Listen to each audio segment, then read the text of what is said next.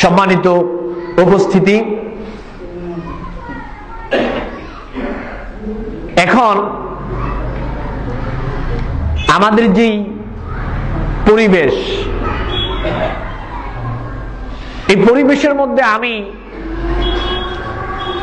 একটা জিনিস খেয়াল করে দেখলাম, বিগত প্রোগ্রামে আমি বলেছি যে জাতির মানুষের ইমানটা মরে গেছে,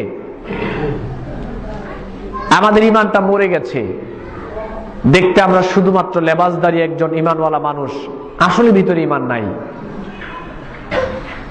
মুসনাদ আহমদে এসেছে উমামা রাদিয়াল্লাহু তাআলা আনহা থেকে বর্ণিত, আন্না রাজুলান সাআলা রাসূলুল্লাহ সাল্লাল্লাহু আলাইহি ওয়াসাল্লাম, এক ব্যক্তি জিজ্ঞেস করলো, হে আল্লাহর নবী, আমার ভিতরে ঈমান আছে কিনা আমি এটা কিভাবে বুঝবো? আল্লাহর নবী বলেন, ইযা সাররাতকা হাসানাতুকা ওয়া সাআতকা সাইয়্যাতুকা ফাআনতা মুমিন।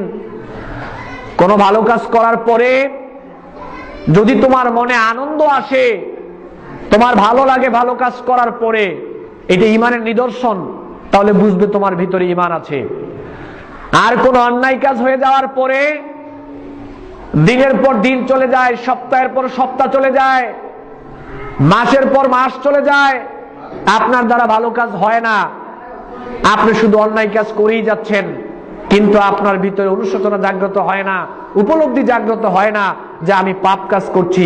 এই অনুশোচনা যদি আপনার ভিতরে জাগ্রত না হয়, আল্লাহর নবী বলেছেন আপনার ভিতরে ঈমানটা মারা গেছে।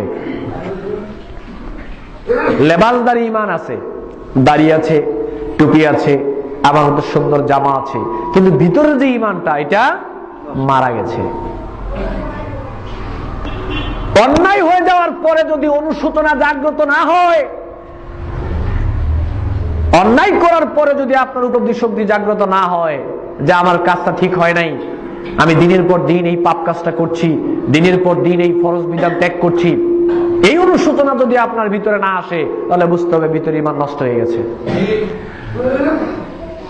মুসলিম শরীফের মধ্যে আসছে, সকালবেলা হাদিসটা দেখলাম, ইন্না নাজিদু ফি আনফুসিনা মা ইয়াতাআযামু আহাদুন আইয়াতাকাল্লামা বিহি।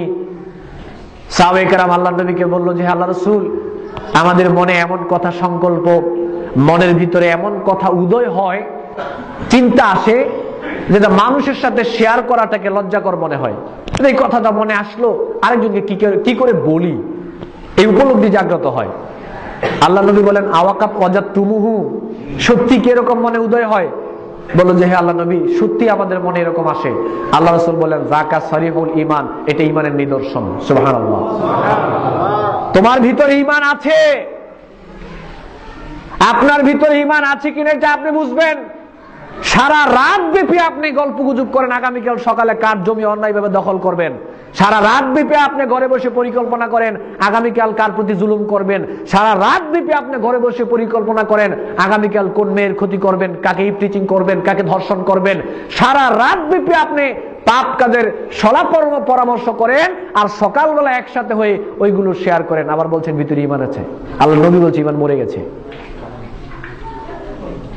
সাহাবায়ে কেরাম বলছে ভিতরে এমন কথা উদয় হয়, এটা মানুষের সামনে বলবো বা কারোর সাথে শেয়ার করব, এই চিন্তা আসলে খারাপ লাগে। আল্লাহ নবী বলছেন এটা ঈমানের নিদর্শন। ভিতরে খারাপ চিন্তা আসে, এটা আবার সকালবেলা আপনি বলেন কিভাবে? ভিতরে খারাপ চিন্তা আসে, এটা আরেকজনের সাথে শেয়ার করেন কিভাবে?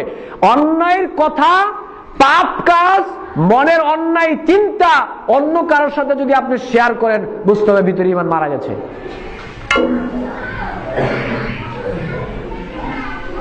ঈমান মরে কিভাবে? ঈমানটা মরে কিভাবে?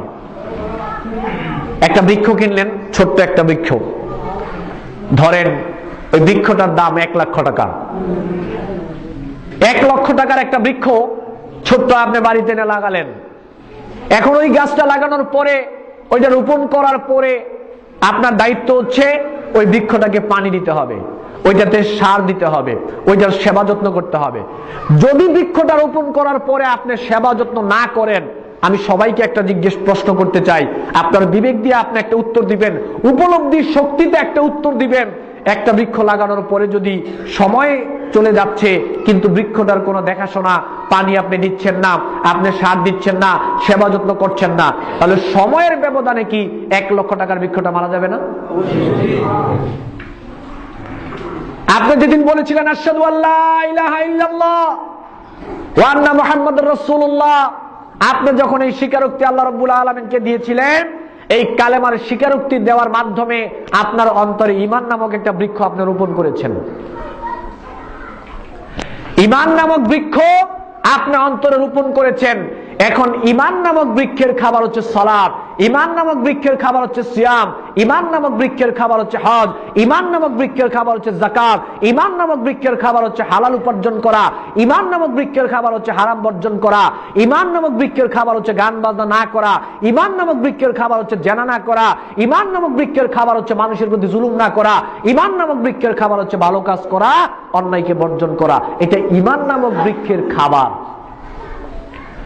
এখন ঈমান নামক বৃক্ষ ভিতরে রোপণ করার পরে আপনি যদি ঈমান নামক বৃক্ষের খাবার না দেন, ভালো কাজ না করেন, অন্যায় কাজ করেই যাচ্ছেন, তাহলে কাঁঠাল বৃক্ষের মতো, ওই বৃক্ষটার মতো 1 লক্ষ টাকার বৃক্ষ যেমনি ভাবে সময়ের ব্যবধানে মারা গিয়েছে, আপনার ঈমান নামক বৃক্ষটাকে যদি আপনি খাবার না দেন, ঈমান নামক বৃক্ষটাকে যদি আপনি শেষ না দেন, তাহলে সময় শেষের ব্যবধানে কি ঈমান নামক বৃক্ষটা মারা যাবে না?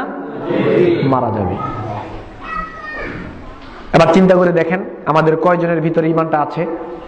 আপনি তো মনে করছেন কালেমার ঘোষণা দিয়েছি, কালেমার ঘোষণা দেওয়ার পরে আসলে যে ঈমান নামক বৃক্ষটা আছে কিনা এটা একটু ভেবে দেখার ব্যাপার।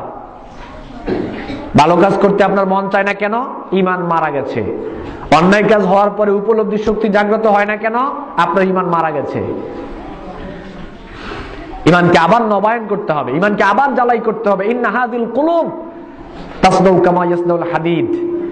আল্লাহ নবী সাল্লাল্লাহু আলাইহি সাল্লাম বলছেন যে লোহায় যেমন মরিচিকা পড়ে, ঈমানেও অন্তর তদ্রূপ মরিচিকা পড়ে।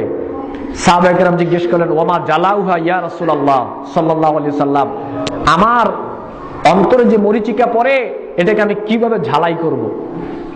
রাসূল সাল্লাল্লাহু আলাইহি সাল্লাম বললেন, কাসরাতু যিকরুল মাউত ওয়া তিলাওয়াতুল কোরআন। বেশি বেশি করে মৃত্যুর কথা স্মরণ করো, বেশি বেশি করে পরকালের কথা স্মরণ করো, বেশি বেশি করে কবরের কথা স্মরণ করো, আর বেশি বেশি করে আল্লাহর কোরআন তেলাওয়াত করো, তাহলে অন্তরটা পরিষ্কার হয়ে যাবে। সুবহানাল্লাহ।